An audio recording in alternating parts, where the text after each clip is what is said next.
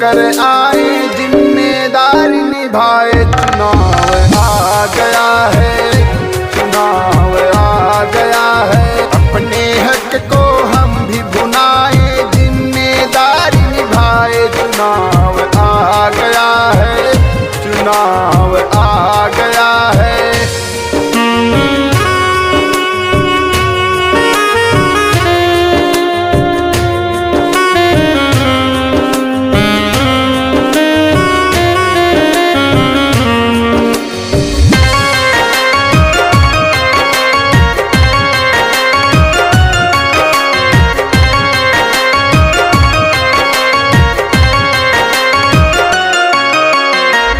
सुबह सुबह चले बूथ बजाए, बूथ बजाए,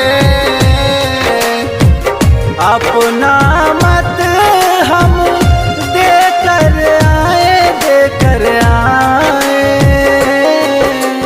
घर का काम बूथ से आकर फिर निपटाए। चुनाव आ गया है, चुनाव आ गया है।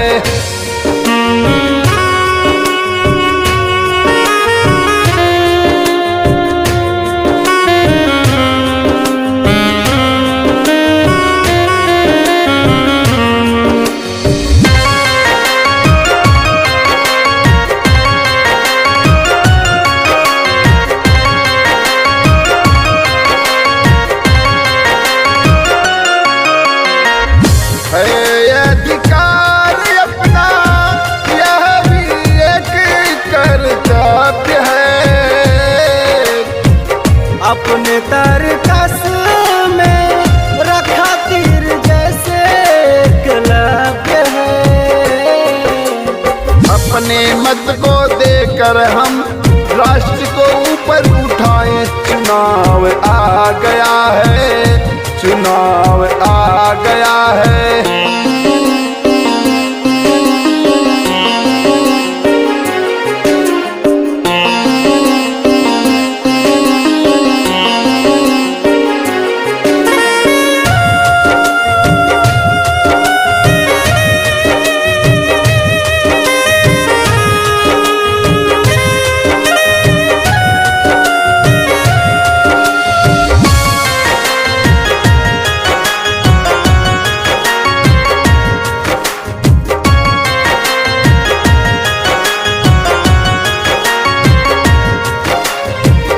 गली गली गावे गावे प्रचार कराए।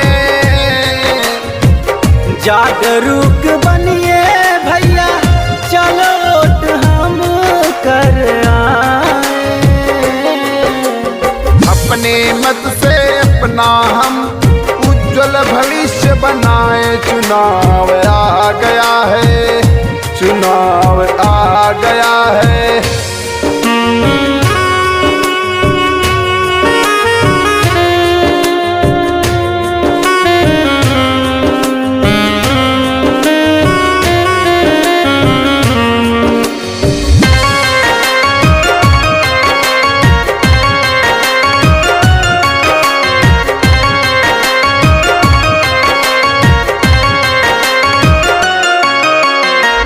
नीति निर्माण संसद वोट कर मतदाता।